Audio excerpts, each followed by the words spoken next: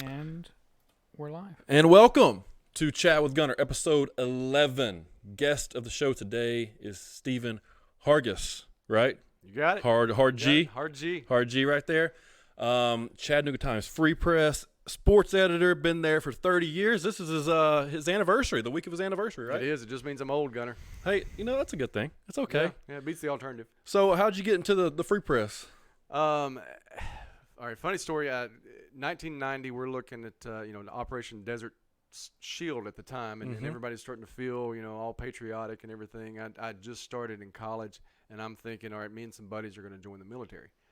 My mom was not going to have that. I mean, she was not going to let me go away and join the military. So she contacted Roy Exum, who was the sports editor at the Chattanooga Free Press at the time, News Free Press at the time, and said, look, my son really likes sports. He's in communications. He wants to be a writer or a journalist of some kind. Do you have anything he can do? Basically just wanting him to give me a talking to, to kind of, hey, stay in college and do this and this and this. Well, instead, Roy wound up just giving me a part-time job. He said, come in weekends, answer the phones, whatever. I think it was by that late spring or summer, they opened up a full-time position, and away I went. Once I figured out I can get paid to go to games and tell people about games, I was like, this is not really a job, is it? I mean, I'm going to get paid to do this? Heck yeah, let's go. Get paid to be a fan? Exactly. So, just kind of rolled from there. I was an 18-year-old kid who had no business whatsoever working in a newsroom, and kind of learned the ropes as I went, and, covered a lot of sports that nobody probably cared a whole lot about other than the people who were watching it or the parents of, and then just, worked my way up through the course of the last 3 decades. Right. Been a great career. I've enjoyed it. The thing that I like the most, without question, are the relationships that you kind of get, with people. A lot of those guys, I'm one of those guys that I love sports, but I feel like I don't write about the games. I don't write about just the scores and stuff like that. I'd much rather sit down with the parents of a kid during a game and get to know, what makes the kid tick and that kind of stuff, and write more about that, the person, instead of just the scores and, can he turn a 6-4-3 double play and that kind of thing. I mean, Right. Yeah, so that's something I've really kind of prided myself on, is just trying to cultivate relationships around here. And so now, I think we've got like 72 or 75 schools in our area that we cover, and the good thing is I can pick up the phone or drive to any of those places and have a contact that I know and who would trust me to talk to me about, whatever the case may be going on within their school. That's awesome. Yeah. Yeah, connections are key, especially when you're trying to get that right story.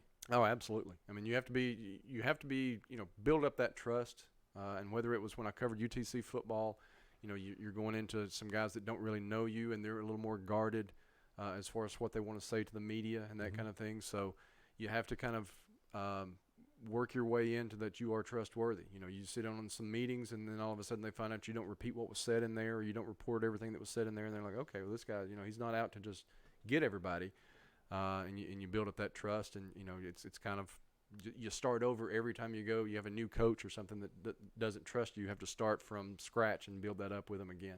Yeah, that's crazy. Yeah, I guess from the UTC team that I had, you're completely new staff over there. You're having to cover and having to report on, and even in the in-between, you had a complete, that guy was an idiot. But, yeah, I can say those things. You can say those things. I can say those things. I was saying those things then. I said From it last an week. outside perspective, he definitely was, didn't think he was going to fit. I mean, I remember watching him interact at the press conference when he was introduced, and you're like, I just don't know if this is going to work. No. He's in the South. Does he even know what he's going to be recruiting? I mean, what level of athlete it takes at the Southern Conference? You have to be pretty dang good to play at the Southern Conference, and I don't know that he ever got it. Yeah, Division III guy, never had to deal with Division I rules, Right. recruiting, Right. housing, stipends, dealing with parents, dealing with players that are not in an area that they just get. Division III is like, I want to play football, so I love football, so I'm going to go play football. Right.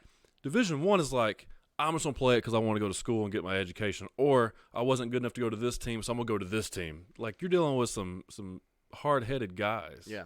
I don't know. And I hated what happened there, because, I mean, with what Coach Huseman had built up, with Rusty, right, when he was on the staff, and, all the other guys that were on the staff through the years, what they had done, all the work that they had done to build that up. And then the bottom was falling out of it. So thank goodness for UTC that Rusty's back, and I think he's got things going in the right direction. Yeah, he's doing a great job. Yeah, had a absolutely. great first year for Yeah, sure. yeah. Kind of surprised me a little bit. Yeah, me too. Because you just didn't know. I mean, he inherited a mess. He had to clean up the mess first, and then also bring in some transfers, some JUCO guys, and things like that. That you never know how those guys are going to mesh together.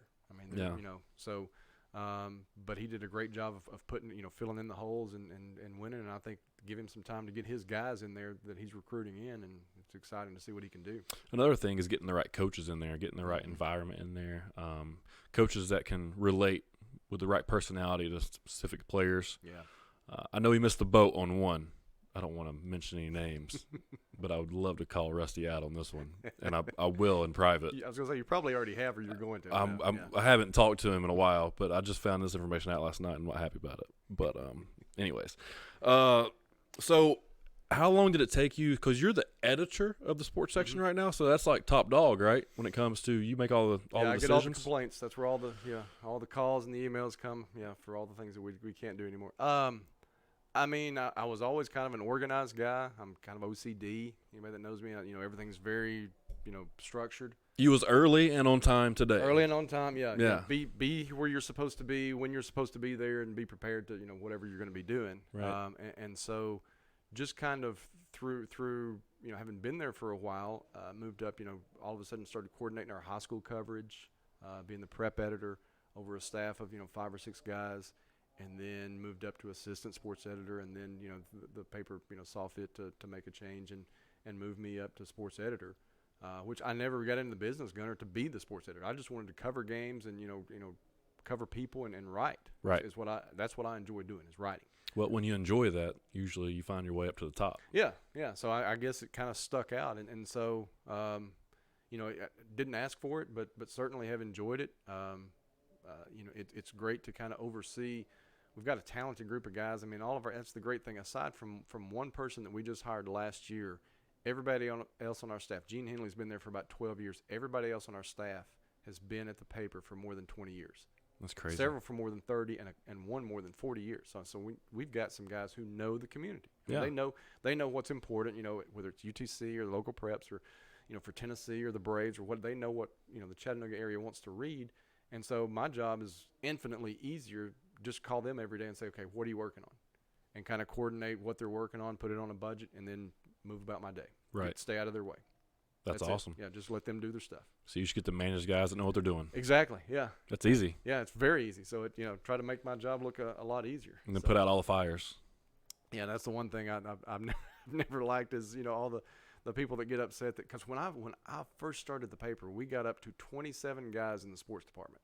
So if anything moved, we were covering local softball, slow pitch softball to, whatever it was, local golf, everything. We had guys, we could just throw numbers at it. Right. And now I think we're right at, with myself included, 6 writers on the staff, and that's it. So we've got 20 less guys than we had, when I first started. Yeah. So trying to coordinate and figure out what can we cover first, you have to prioritize. That's probably the toughest part of the job because there's so many things that I know I wish we had the numbers still to be able to cover, and we don't. And it's just kind of the nature of the business. The newspaper business has just kind of dwindled, through the years because the first person who can figure out how to make money with newspapers online is going to be a genius, and I'm going to, probably kiss him on the cheek for saving everybody's job. But, that's kind of where the industry's kind of gone. You see a lot of newspapers that are downsizing and, losing sports writers and people from their newsroom or that kind of thing. So that's been the toughest thing is just seeing the numbers dwindle where you can't cover all the things that you wish you could, but we still try to hit all the major, aspects of Chattanooga. Yeah, you brought up a good point. So I guess the newspaper is struggling. It's inevitable with the way technology and everything's evolving. When did that start happening? When was the decline? Probably the biggest was 2008 was the biggest hit. There was a recession in 2008. Lots of businesses started to decline, but really newspapers then. And then that's also, all of a sudden everybody started getting their news. You could get everything instantaneously online. Mm-hmm. It was, now everybody goes to Twitter first to see what's going on. You can get your headlines instantly. Newspapers were always so used to covering an event one day and then people pick up the paper and read about it the next day. Right. Well, now we all want, myself included, we want to know what happened right now. Yeah. Okay, if I missed a game, tell me what happened in 140 characters or whatever, and I can move about my day. Your attention span's slower. So it's been kind of a combination of those things, I think, through, the instant gratification of being able to see whatever on Twitter and get those kind of things, and just the business end of it, just the recession of, lots of other businesses now that once they went under, now you've lost those as advertisers. So you don't have that money coming in. You don't have the advertising dollars coming because those businesses went under. People who all of a sudden decide, they can't afford a subscription, or it's not as important to have a subscription, so now you lose subscribers as well. So just a combination of all those things kind of, it's a downturn. And, there's, it's no secret. I mean, there's newspapers all across America that have struggled, that have gone, where they're not printing daily, that type of thing. But we still do. We're very proud of that. We're family owned. And, our online, that's going to be the future of it is, folks need to get ready to, get used to reading us online, because that's the future of where it is, because then you can update stories instantly as things are happening and that type of thing. And, right. And, you can pull your phone out of your pocket and read a story or get a score or whatever. Yeah, but there's still something about grabbing the newspaper and just looking at it. You're old, Gunner. Yeah, you're and showing your age. Well, and it's because the reason I say that, when I was in middle school, that's when you first had an opportunity to get into the paper. Middle school sports. It wasn't an article. It wasn't your picture. Yeah. But what it would be is, at the end of the game, if you scored the most points in a basketball game, one name would be in there from each team, the highest scorer. Or if you hit a home run on playing baseball, or if you scored 5 touchdowns in football, or the all-county teams. That was huge. Yeah. Then your picture got in the paper. Yeah. It's the first time your picture got in the paper. Yep. And then that kind of leads up to, that's the people you're following in the high school to see who's in the paper that freshman year. Yep.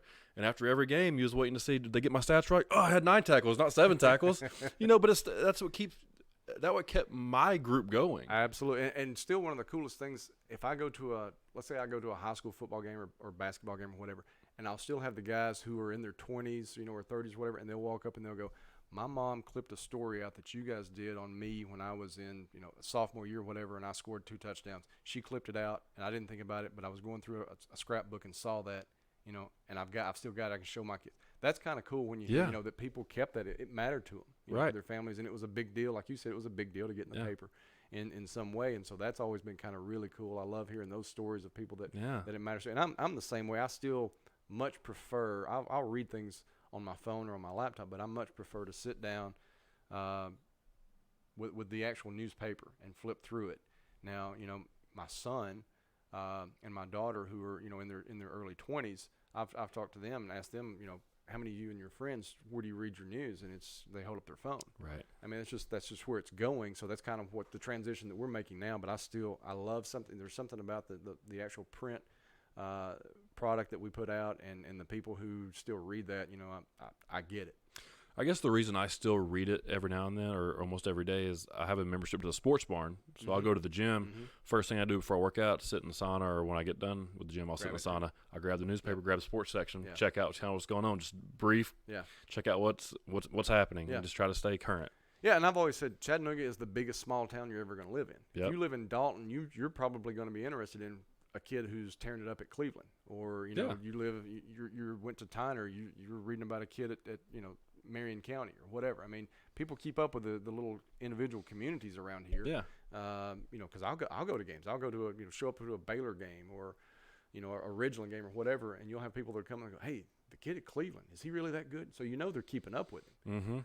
So that's always I've always thought that was kind of unique to Chattanooga. That we are, it's almost like everybody in their own little individual communities make up this big community because everybody keeps up with each other. At least in the sports world, they do. Yeah. And I've always thought that's really, really awesome. Yeah, I've always said we're the biggest small city out there. Yeah, absolutely. Big city feel, but a small city environment. That's Yeah, it's pretty cool. Yeah, man. So speaking of, I guess, things getting the information on Twitter, getting it quick, things popping up, new news articles every 30 minutes. What about this coronavirus? I mean, we were just talking about this. I mean, obviously, none of us have ever seen anything like this. And it felt today, earlier today is the day that they announced the NCAA tournament, men's and women's basketball tournaments are canceled. And I was at the office when that happened, and I did a double take. I'm like, wait, the NCAA basketball tournaments are canceled, not postponed, not suspended. They're canceled. They're not going to play them. That just, it doesn't register. Right. And it almost had that feel honestly, it like when 9/11 happened and you're watching it on TV and everything seems so surreal where you keep asking yourself, is this really happening? And you see the second plane that goes in the tower and you kind of flinch. And you're like, oh, my God, is this really happening? It's kind of the same. Today you get that kind of feel where it's such a negative. You're like, oh, my God, no, wow, this is scary. I mean, we're in uncharted territory. Yeah. I don't know. I mean, because we've got the basketball tournaments are postponed. All spring sports in college are canceled for the rest of the spring. Yep. Classes. In-face classes. Yeah. Major League Baseball has canceled the rest of spring training and postponed the start of the season for a couple of weeks. NBA's postponed. I mean, there's no right now as we're speaking. The PGA is the only thing I know of that's still going to play, and they're not going to allow fans on the courses. It's going to be just the golfers and their caddies, and that's it. I mean, we're talking about the high school boys-girls state basketball tournaments are going to be played without fans, and they're having serious discussions right now whether or not they're going to suspend all spring sports if they're even going to play those in high school. I saw that with the TSSAA. I think you Unreal. posted the article. Yeah, it's just unreal. I mean, what do we do in a world? Sports is supposed to be kind of our escapism away from, you have the daily grind of your work and things are, so much serious stuff. And sports is supposed to be the fun thing that kind of deflects your attention from that, and you get to have fun with it. Sports, movies, entertainment. People. I saw today every Broadway play in New York. Those are for the next month. Those are shut down. So like all these distractions that are supposed to be fun for us are gone. It's like, what do we do with our time? I mean, there's only so much Netflix you can watch, I guess. Yeah. But, I mean, what do you do with your time? Yeah. It's scary. It's thinking about the college kids. Okay, if you're a collegiate baseball player, a softball player, I know they're looking into whether or not they're going to grant them another year of eligibility. I mean, do you lose a year of eligibility even though you didn't get to play? No. I mean, that's the question right now. That NCAA spokesperson said they're looking into that. They haven't made a statement that I know of just yet as far as what they're going to do that. But you got to grant the kid another year. How do you hold that against the kids? Even basketball, you would think, like, you can't just not let them have March Madness or even the conference championships or the conference tournament. Yep, gone. I mean, that's why I said I did a double take because I kept thinking all day. I thought, okay, I think they're going to suspend the NCAA tournament. I think we may have this thing and kind of get a better feel for what the coronavirus is going to actually do in America. Is it going to be as bad as it is in Italy, or is it going to get under control? So I could see them suspending it, but when they said they canceled it, that's kind of sends a shiver down. You're like, whoa. Yeah. Does somebody know something that we don't, where they're expecting it to be this bad? They're going to just outright cancel all these things? Right. I don't know, but we're in, like I said, totally uncharted territory, and it's a weird vibe, man. Well, and then you had the last night. It was crazy to me. I mean, today was, I guess everything hit today, but last night between 8:30 and 9:30 p.m., Trump went on at 9 to give his address. Between 8:30 and 9, Tom Hanks comes out with his wife saying that he's diagnosed and he's in Australia and he's going to the hospital. The NBA suspended the season, and then Trump banned all travel from Europe. Yeah. And I was like, how did that happen in 30 minutes? But all that did. Yeah. And then you wake up and it's like the MLS is done. The NBA is done. NCAA is done. The MLB is pushed back. The only thing right now that I know of, like you said, is the Masters and WWE's WrestleMania towards the end or in April. They haven't shut that idea down yet because Vince McMahon's crazy. And also tied to that is the XFL. That's the only sport that I think they might have fans at because none of those teams are in cities that have a mass gathering ban right now.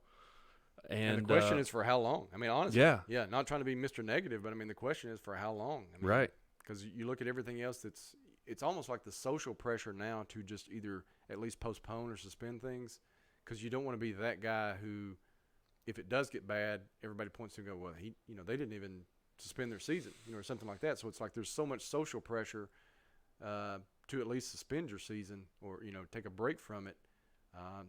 That's a lot. That's a lot for a commissioner or, Vince McMahon or whatever. Of course, I know he's going to do whatever he wants to do anyway. Right, pretty much. Yeah, but, I don't know, man. I'm just the amazing thing last night when all that stuff that you're talking about is that Twitter was still free. I mean, that's a service that how many of us were refreshing and watching and going, wait, Tom Hanks has got, whoa. all these news Yeah. blasts kept happening like rapid fire, and you're like, Twitter's how everybody was getting all their news, throughout the whole night, on that kind of stuff, and it felt like you're in a scene from a bad movie. Like every zombie apocalypse movie starts this way, Yes. A famous actor now has this virus that's overtaken the entire world, and the president's, making everyone feel, really kind of shaky now that this thing might get worse than what you think, and you're like, this feels like, every Walking Dead episode, Right. that you've ever seen, how it started. Well, you look Trump, and even myself, like 2 weeks ago, even on the show, I made a joke about the coronavirus. Like, it was like, this is not a big deal. Last week was like, oh, it's getting, a little bit bigger deal. Still not a big deal. And then it's doubled every day. And if you look at the stats, they're saying like every 4 days, the cases are doubling. Yeah. So it's not that bad at first. We've only been into this for really a month in Right. the United States, even like 3 weeks. So in 3 more weeks, if we don't take a lot of precautionary actions, we're going to be up to 500,000 people infected. And I was one of those guys too, Gunner, that thought, all right, let's don't overreact to this. We're America. We're going to have a vaccine. Everything's going to be okay. But now you're like, okay, do what you got to do to kind of keep yourself and your family safe. If you need to work from home, if you need to, don't go out to the movies as much for a while, or, whatever the case may be, and you kind of just stay at home and keep yourself in where you're not exposed to it as much. I'm all for advising people to do that. Yeah. I mean, you kind of have to, especially if, the statistics show it's mostly, the older people or people with a respiratory issue or things like that. But, you just don't want to be that. Because here's something we talked about at our office today. If you're younger and you feel like you're in pretty good health and you can survive, whatever the case may be of the flu or this offshoot of it, you don't want to be the guy who also exposed your grandfather to it. That's me. And then he passes away because you exposed him to it. So I'm supposed to go to Nashville this weekend for one of my friends' like bachelorette party type thing. And it's getting to the point where it's like, I'm not a germaphobe by no means. Right. I mean, I play football and I wrestle on the weekends, so I'm not a germaphobe. But I'm like, for the first time ever, I'm like, I don't think I'm going to go, not because I don't think I would recover if I was to get it. I don't want to be the stupid idiot to go put myself in that situation and then come home and my mom and dad are over 65 years old, right, and just be around them unknowingly, being reckless with my life and give it to them and them get sick and something happen. Totally get it. I can't take that chance. Yep. No, I mean, I'm not going to take that chance. No, I think that's really smart. I mean, that's absolutely the way I feel about it too. My mom and dad are older, both retired, not in great health, not in poor health, but not in great health. But you just don't want to, like you said, recklessly go out there and have fun with your friends, and then you come back and you go visit them, and you don't even realize yet that you've exposed them to it. Yeah, because you don't know until about 2 weeks. Right. So I totally get that, and I would caution everyone else, out there to think that way.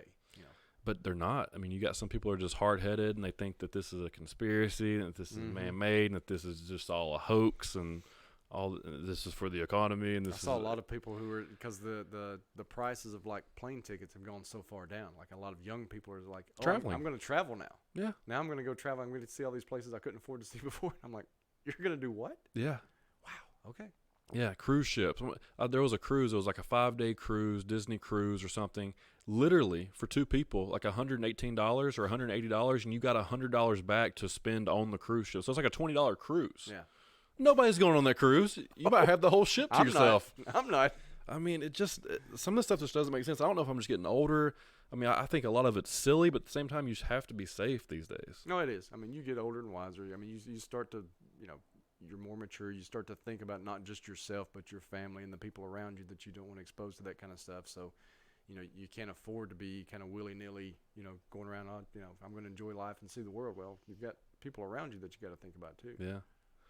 So how does this affect how you cover sports, since every sport that we know of is canceled? Greatly. I mean, unlike anything I've ever seen in the 30 years at the paper. I mean, we've had times when you'd have a sickness in a certain community where, school might shut down for a week or two. You'd have, obviously, during 9/11, when sports shut down for a couple of days or, just not very long. But, I mean, now we're talking about entire seasons. College basketball is we're not going to see any college basketball the rest of this. March Madness. It's gone. So we're going to have a meeting tomorrow to discuss what we're going to do, because if the high school, all of our high schools around here, if they suspend their spring sports season, you don't have anything to cover in high school. You already don't have anything to cover in college because they've announced everything in the spring has been postponed or canceled. The pros, you don't have anything going on there. I mean, even things like local guys who are going to have their NFL tryouts are pushing those things back. Spring football, don't know what's going to happen with that. They're supposed to make a decision later. Some of the individual schools, like in the SEC, are going to make a decision. What are they going to do? Are they going to have their spring game? So I mean, there's just all kinds of questions. We're literally playing this hour by hour as things change, and then once we kind of get an overall picture, a view of, okay, here's everything we lost, here's what we still have. It'll be a much more condensed, a smaller version of a sports section, at least for the foreseeable future, for the next few weeks. Because there's nothing to cover. There's nothing to do, and if folks are quarantined or whatever, it's not like you can go visit people and do stories. You can't get out and do that. So right. We really have to pay very close attention to what we're going to do. You would think that more people would be reading the news or reading these stories that you're going to be writing. So I guess maybe the quality that you put out is better than the quantity. Yeah, and that's kind of our challenge is to, we're still going to put out, our website, our print edition every day. We're going to have our sports section.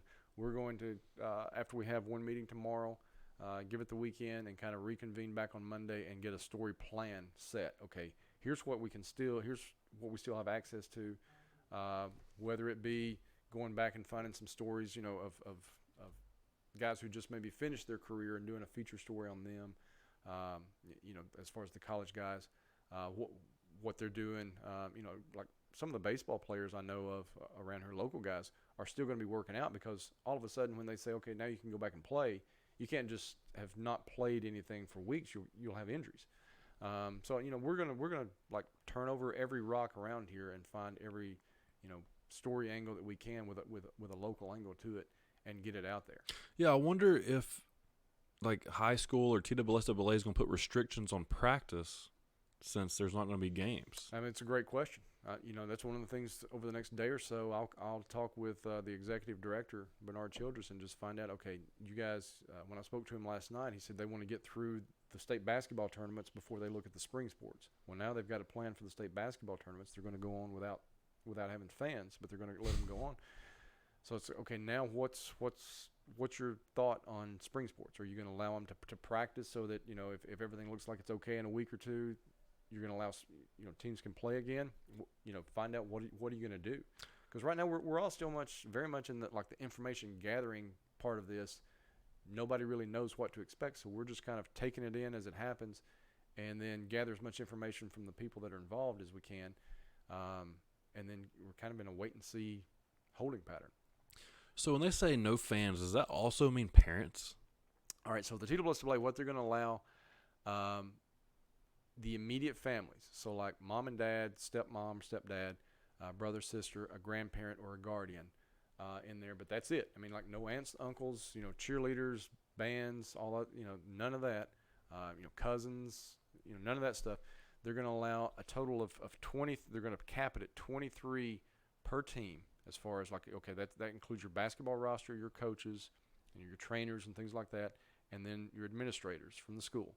And the administrators then give a list of the moms, dads, or whoever, the sisters, all that kind of stuff, sisters, brothers, whoever's going to be allowed. And there's going to be someone at the doors, like checking off names. Yes, okay, you're Gunner Miller, you're his father. Yes, you can go. And you can go in. If you're not on the list, you can't get in. So there's going to be no college scouts. There's kids out there who are hoping to get a college scholarship. Scouts, they can watch them online, but they're not going to be in the arena watching. That is crazy. Yeah. Imagine the atmosphere for those kids. You don't have the pep bands. You don't have the cheerleaders. You don't have, 6,000 fans that are normally at every game for a state tournament, making the Murphy Center, a really electric kind of place. Now you're basically having a pickup game. Is what's going to feel like a summer game on the floor, where the only thing you can hear is each other calling out plays or your shoes squeaking on the floor. In the biggest games of their young lives. Yeah. That's crazy, man. It is crazy. I hate it for I hate it for those kids. I hate it for, the kids in college who maybe came back could have gone pro and came back because they thought they could win a national championship or make a run like that. All those kind of dreams that kids grow up thinking about, they've been robbed. These guys, this year's seniors or this year's, stars have been kind of robbed of that. Yeah. I hate it.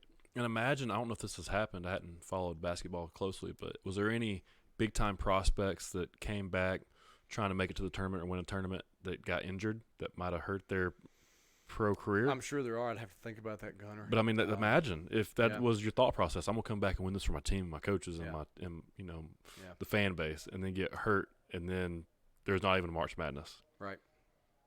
I mean, it's brutal. There's going to be some brutal stories like that to come out, I'm sure. That's crazy. Well, you'll be able to find those stories. You got to Yeah, find we've them got now. plenty You got plenty of time. Plenty of time to find them. No games to go to. Exactly. You can always do a story on a former college athlete that is I will doing be calling podcasts you. now. I'm sure I'll be calling you at some point in the next week or so. Yeah, man, we can always work something out. We'll be for all the female readers 18 to 34. We want to have a nice photo spread of you out there. So Yeah. Yeah. There we go. We're gonna do a little. We'll do a photo shoot. We'll do get some publicity going here. Yeah, man, it's all nuts. What else is going on? What else is out there in the world right now? We got Corona. We got sport. That's about the gist of it. That's the biggie. The Corona's the biggie. Yeah. I mean, I haven't heard of a Chattanooga case yet. But no, I have not. I heard before I left the office that there was a TV station in Knoxville had confirmed that there was in Knox County. Yeah. One. I mean, it's coming. Yeah. There were the two that I knew of as of this morning were both, I think, in Davidson County. They were in the mid-state. So that's kind of the scary thing, that the SEC tournament obviously is in Nashville. The state Right. basketball tournament's in Murfreesboro. So you had two cases in the mid-state. That's probably goes into the thought process too of the decision makers there. But I mean, it's coming here. It is. It's not like we're going to be immune to it. But we've got one and you've got the places. So many like you've got Baylor McCallie, who have international students there. You have to wonder how the decision makers there, what happens if they close the school and you've got those boarding students who can't go back home right now. Probably. Yeah. I mean, there's just all kinds of little avenues, offshoots of from this coronavirus that you have questions. You just don't know. I mean, Right. A lot of us are ignorant about it right now. So. Yeah, and then, I mean, the rumor is, I've heard a little birdie told me that we do have one case in town, and that they're in Erlanger, and that they're waiting on the CDC to confirm it. But hey, that's just a birdie. That rumor is circulating. Yeah. Don't want to throw it out there, but yeah. I know that happened, but that was like Monday, so I would think they would have the results and they would have said something by now if that was the case. Well, I mean, think about it. Not just we've talked about the high school. You've got CFC has postponed for the next 30 days. They were supposed to open their season at Finley Stadium Saturday. There's no CFC match. The Red Wolves for the next few weeks, they're not going to play. The Lookouts, we're probably looking at the Lookouts. A delay there. It's just I keep saying it's a weird time, but it is, and it's kind of sad. All those things that we all enjoy doing in our communities. You start to wonder, okay, what's next? Because the next thing in a lot of each of these little individual communities is Little League. What happens? Okay, what happens with the Little League game? I mean, does it filter down that far? I mean, it has to be. You would think it would. I mean, that's where grandparents go to watch grandkids. Yeah. And that's the ones that are the ones that are going to get hurt by this. Oh yeah. I mean, imagine you want to go watch your grandson or granddaughter play, and for your own health, safety reasons, you bet you shouldn't. Yeah. And then that little rascal is probably the one carrying the disease that's not even going to be sick with it, and then they get everybody sick. My daughter works for a daycare center, and she said, little kids, the way they are, they'll wipe their nose and then touch your face, and she's just like, what am I going to do today? I can't, I love these kids, but you can't have them like touching your face all the time, right? That kind of thing. And then you wonder, I mean, she's asking me, she's like, what if they shut the daycare center down and I don't have a job for a while? Can I come back home for a little bit? Yeah. So, I mean, there's just, like I said, man, there's all kinds of things that just you never thought you'd ever have to stop and think about, that you kind of have to stop and think about now. Well, I was asking my girlfriend about that. I was like, I wonder if they're going to shut down preschool, because they've shut down college, they've shut down high school. Middle schools are next if they haven't been shut down already. and next is going to have to be preschools. Yeah. Then what do those parents do that have kids that are at home? Now they have to work a job. Yeah. And I know the reason why they didn't want to shut down schools to start with was like 30% of nurses or people in the medical field have kids. Mm-hmm. So that's, I mean, you have to go to the hospital if you Right. get sick. So who's going to be there? Right. You know, it's crazy. Yeah, I'm ready to get back to some normalcy. You know, to watch some sports. I think everybody's gonna be ready when this is all over and done with, and we've made it out on the other end. You know, everybody's gonna be ready to kick back and watch the NBA playoffs and you know, Major League Baseball and get ready for football and this fall. We're gonna need that escapism again to kind of get out there and enjoy that kind of stuff. So. Well, I think it's going to be a hard reset, a very hard reset. Yeah. It's like we're turning the system off and turning it back on. Yeah. Hopefully we get there sooner rather than later. But, I mean, like you said earlier, and I'd mentioned, we're about 11 and a half days behind Italy. So wherever Italy is right now, that's where we're going to be in 11 days. And right now, they've been on shutdown the entire week. Mm-hmm. I mean, the streets of Italy are empty.